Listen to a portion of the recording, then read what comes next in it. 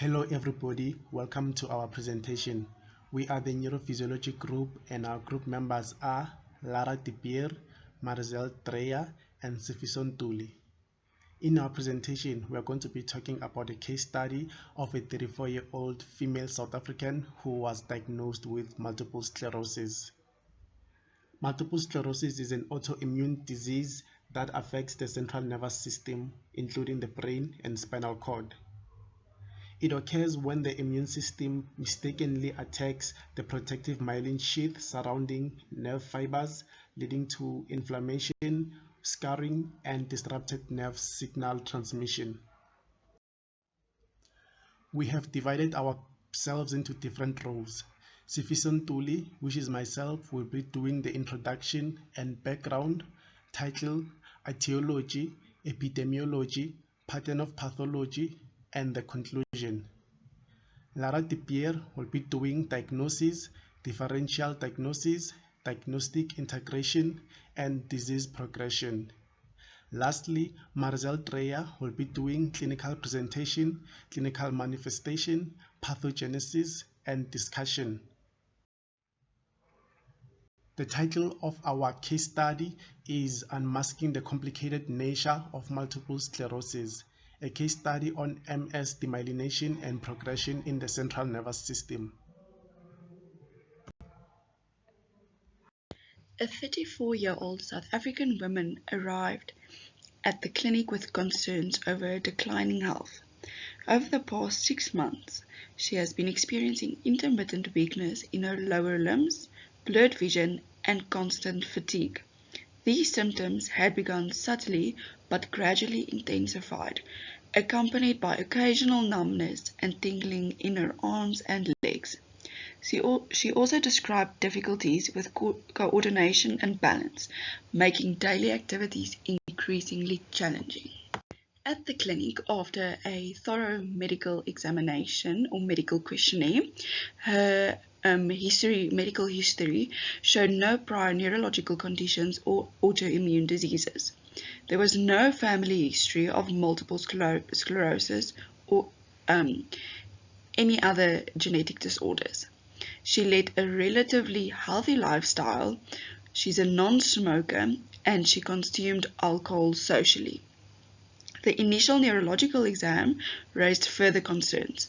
A decreased visual acuity was noted in her left eye, which hinted at optic neuritis. Muscle strength testing revealed mild weakness in both lower limbs and hyperreflexia. Sensory examination noted diminished proprioception and vibration sense in her feet, and ataxia was evident during coordination assessments. The clinical manifestations of multiple sclerosis can vary based on where the lesion is located, and it may fluctuate over time. These are the 8 most common categories of clinical manifestations. Firstly, we can look at vision problems, which can include blurred vision, which our patient presented with, double vision, optic neuritis, which is pain with eye movement and vision loss. The next category is muscle weakness and stiffness. There can be weakness in the arms or legs and painful muscle spasms as well. Sensory changes include tingling, numbness, burning sensations in the face, trunk, or limbs. Balance and coordination issues, clumsiness, difficulty walking, and dizziness is all included there. Bladder control problems, incontinence, retention, and very urgency. Fatigue, persistent exhaustion, and it's worsened by heat. Mood changes such as depression, anxiety, and emotional instability. Cognitive impairment such as memory issues, trouble with concentrating, and no longer being able to multitask. Multiple sclerosis cannot be diagnosed with one single laboratory test, but requires multiple tests to be done. Multiple sclerosis diagnosed with MRI. MRI is used to quantify brain atrophy, correlate the axonal loss, estimate lesion load and disease activity, track the progression of the disease, offer prognostic information, act as a surrogate endpoint, and provide outcome measurements in clinical trials. On T2-weighted MRIs, we expect hyper-intense lesions for MS patients, while on T1-weighted imaging, they appear hypo-intense. The majority of lesions are found in the periventricular white matter and are typically ovoid in shape. They are minor in size, but massive plaques can also exist. The diagnosis of multiple sclerosis using a lumbar puncture. Lumbar punctures assess the cerebrospinal fluid.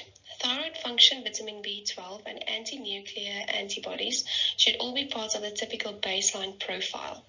Human immunodeficiency virus 1, serology, and syphilis are also advised.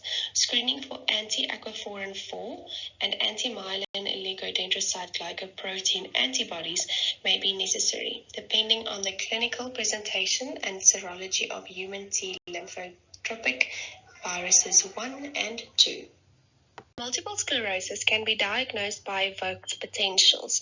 This is where the neurophysiologist side of the diagnosis team comes in.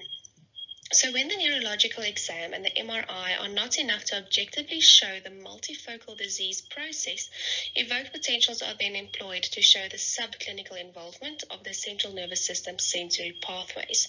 So we look at the VEP, the visual evoked potentials, somatosensory evoked potentials, nerve conduction studies, and auditory brainstem response tests.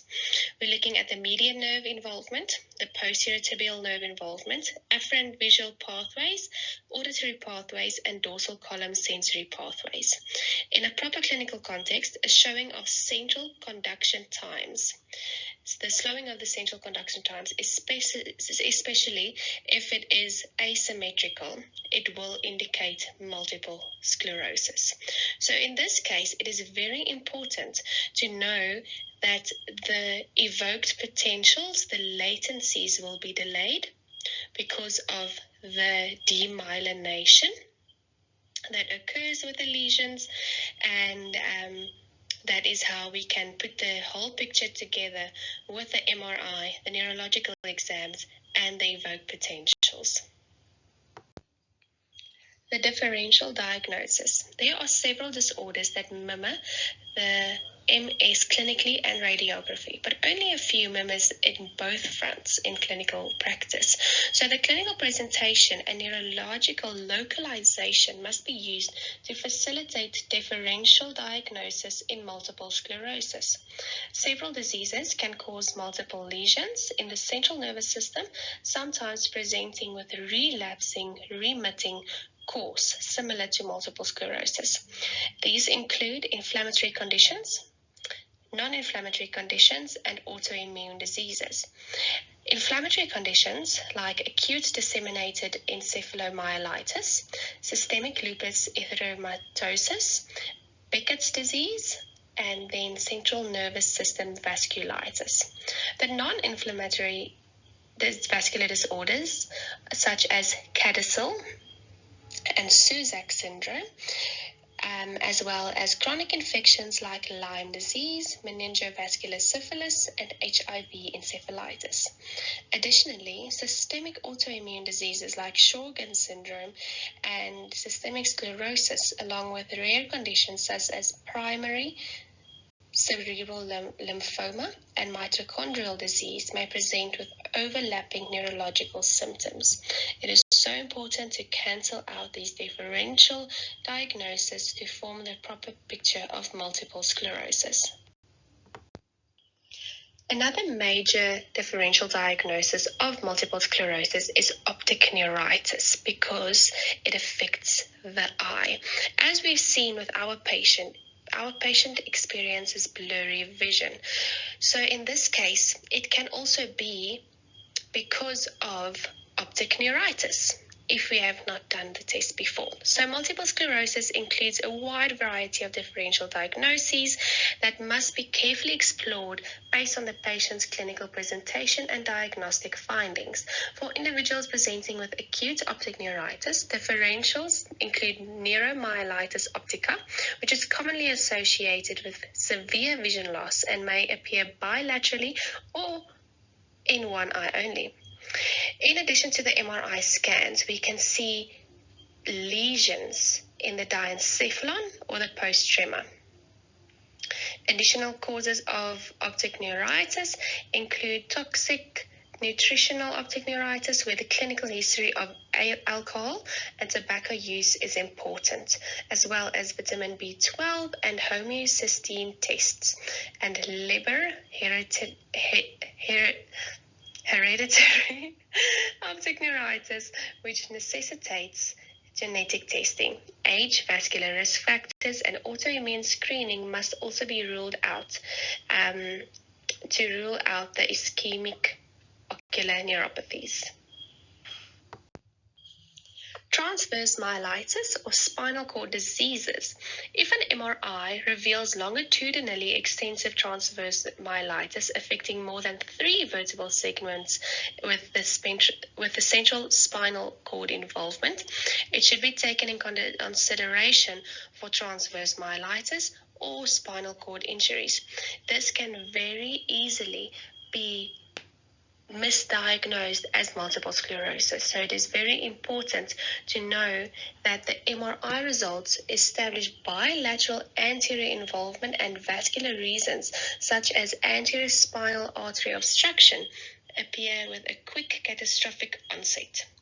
Additional factors to take into account include radiation myelopathy, nutritional deficits, and the lack of B12, folate, and copper, and arteriovenous malformations. It will manifest with a gradual onset and have a distinctive MRI alteration, specifically in the dorsal columns.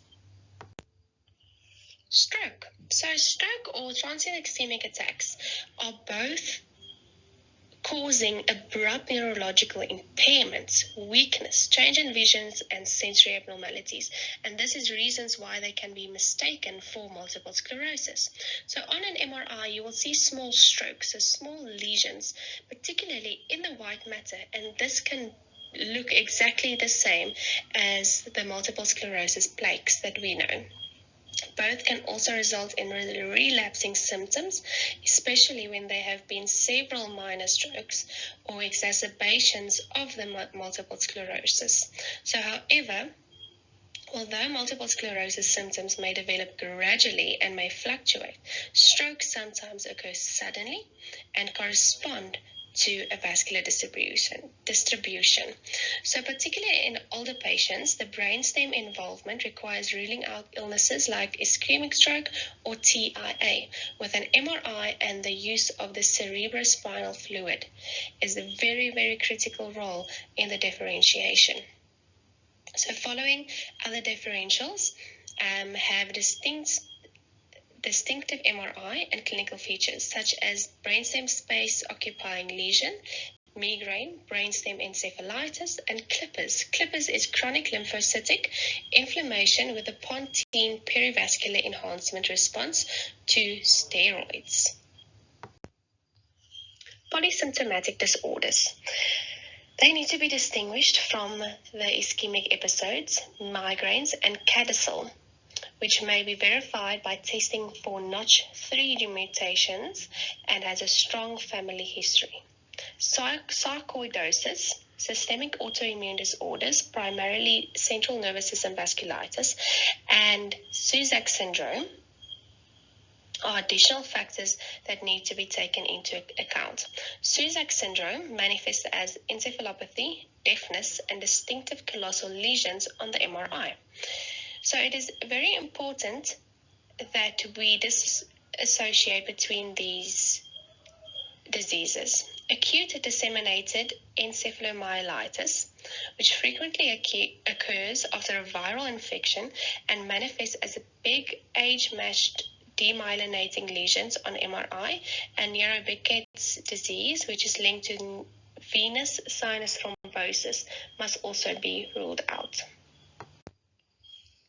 So if we integrate the literature and the case presentation, we can now integrate it as a confirmed diagnosis. So a series of investigations confirmed the suspected diagnosis. MRI scans of the brain and spine displayed multiple hyperintense lesions in the periventricular and spinal cord regions, characteristic of demyelinating, causing her weakness. Lumbar puncture revealed the presence of oligoclonal bands in the cerebrospinal fluid, a hallmark of multiple sclerosis. Visual evoked potentials show delayed responses, emphasizing the diagnosis of optic nerve involvement, explaining her blurry vision. It is evident that the patient has multiple sclerosis, and the diagnostic integration was a success. The following is treatment options for multiple sclerosis. So acute treatment includes high doses of corticosteroids to reduce the inflammation. Your disease-modifying treatments slows the progression of the disease, tries to slow the disease progression. So it includes interferon beta, fingolimod, and all of those mentioned as well. Our symptomatic management is muscle relaxants for the spasticity and the painful spasms, pain management for the neuropathic pain, and then physical therapy to improve mobility and function. Etiology. The etiology of multiple sclerosis is multifactorial, involving a combination of number 1, genetic factors, number 2, environmental factors, number 3, immune system related factors, and number 4, other factors. Genetic factors. Genetic factors in the form of genetic disposition and not direct inheritance. There is a greater chance of inheritance of first-degree relatives. This includes the family, like parents and siblings.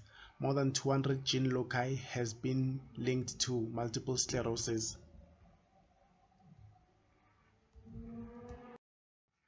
Environmental factors. Chances of multiple sclerosis are increased in temperate regions. Thus, it is more prevalent in Northern America, Australia, and Northern Europe compared to equatorial regions. Lack of exposure to sunlight is linked to higher risk of multiple sclerosis. Other environmental factors include viral infections, smoking, and individual diet plans. Immune system related factors. Autoimmune disorders may affect the central nervous system tissues such as the myelin sheath. These disorders lead to neurodegeneration, inflammation, and demyelination, which contributes to the onset of multiple sclerosis. Other factors. Other factors include hormones. Multiple sclerosis is more common in females. Therefore, this suggests that female hormones may be a high risk factor. Gut microbial changes may also increase the chances of getting multiple sclerosis.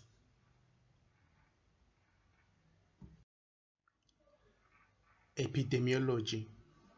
Multiple sclerosis epidemiology is different in every population and heavily dependent on genetic and environmental factors.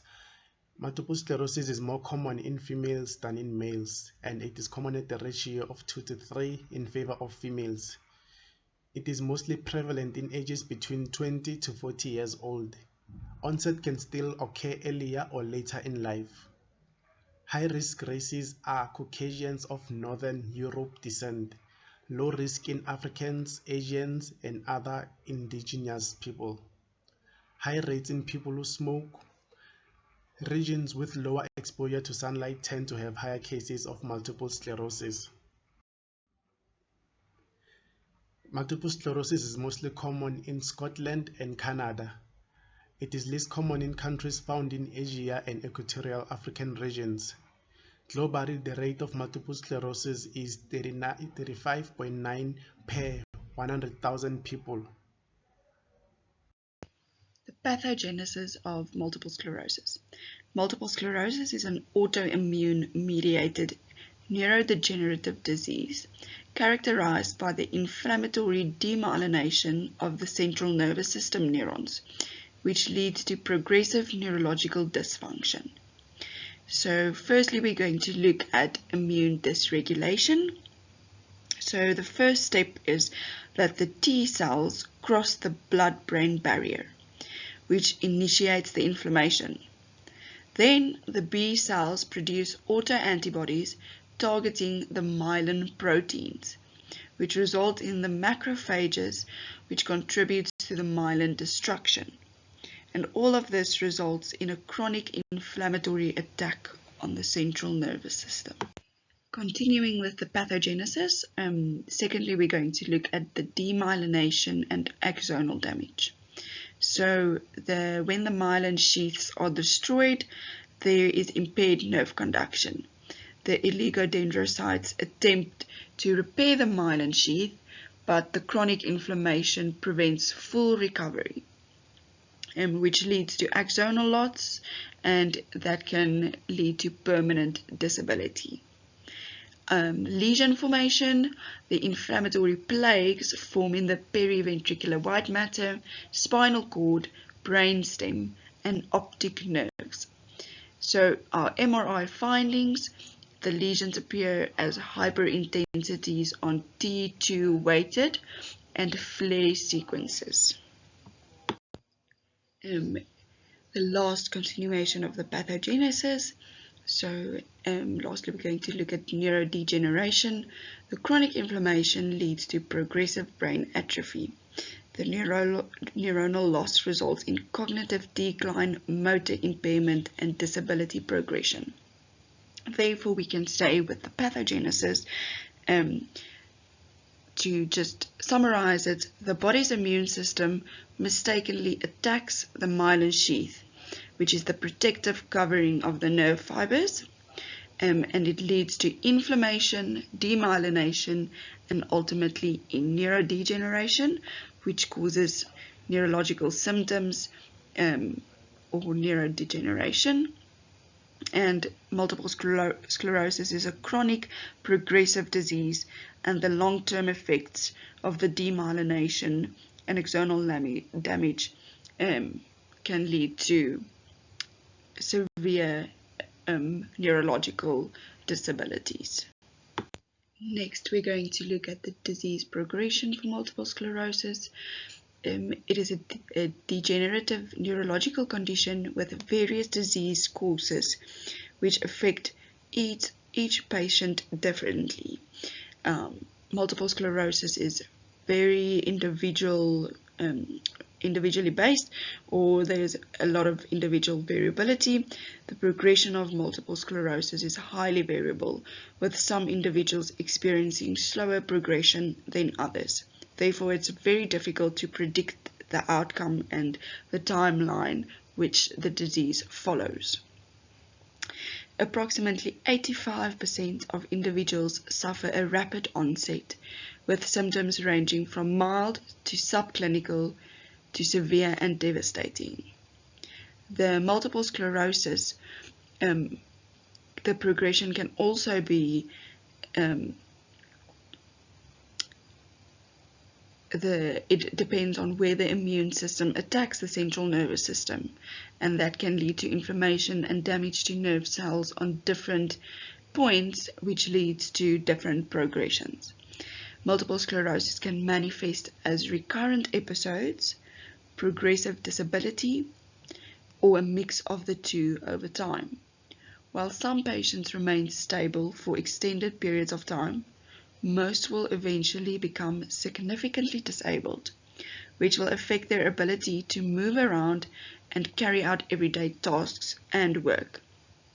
This disease progression depends on the subtype of the multiple sclerosis, which we are going to look at next, and yes, it is explained now.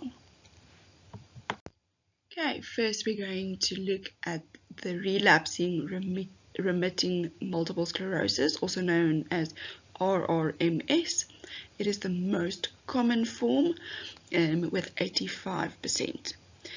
It is characterized by periods of flare-ups or relapses where the symptoms are worse, followed by periods of remission or partial or full recovery. Many people with RRMS eventually transition to secondary progressive multiple sclerosis, which is the one we're going to look at next. It is also called SPMS. It starts as RRMS, but progresses with steady decline. It develops after a period of the relapsing remitting multiple sclerosis, marked by the steady gradual worsening of the symptoms, even without the relapses. The rate of the progression varies among the individual. Thirdly, we're going to look at the primary progressive multiple sclerosis, also known as PPMS. It is continuous neurological deterioration from the onset with no distinct relapses. It is steadily, the disease progresses steadily from the onset, and there is no remission. Then progressive relapsing multiple sclerosis, PRMS, is progressive disease with occasional acute relapses, and it is a less common type where the disease progresses steadily from the onset but with superimposed relapses. Pattern of pathology. The pattern of pathology of multiple sclerosis can be broken down into 5 steps. These steps describe how pathologically the disorder progressively gets worse. These steps are: number 1, immune system activation; number 2, inflammation and demyelination; number 3, axonal degeneration and possible injury; number 4, gliosis and plaque formation; number 5, disease progression and remyelination. Step 1. Immune system activation. During this stage, the T cells CD4 plus and CD8 plus make an error by mistakenly thinking myelin sheaths are antigens. An immune response is activated, leading to B cells forming antibodies against this perceived threat. Macrophages and microglia attack the myelin, therefore causing inflammation. The blood-brain barrier is broken down, which allows immune cells to invade the central nervous system. Step 2. Inflammation and demyelination. Immune cells which have invaded the central nervous system now go after the cells in the central nervous system, like the oligodendrocytes. Lesions are formed in the white matter due to demyelination. Reactive oxygen species and cytokines are released as part of the inflammation response, which causes more myelin damage.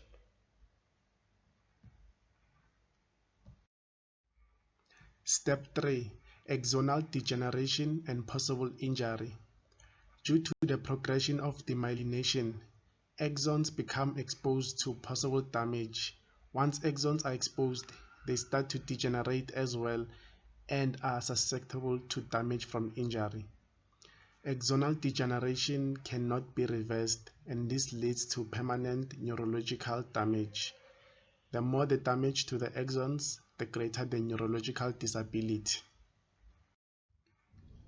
Step 4. Gliosis and plaque formation.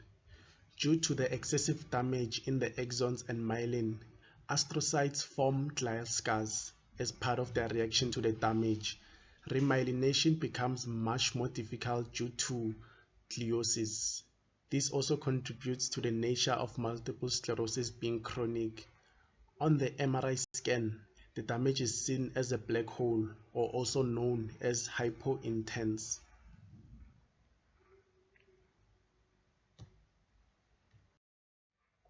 Step 5. Disease progression and remyelination.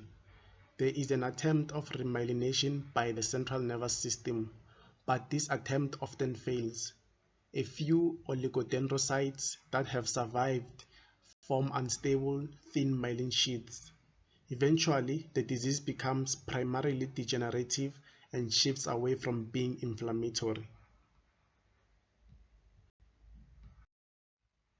Pattern of pathology and its effects on the visual evoked potentials.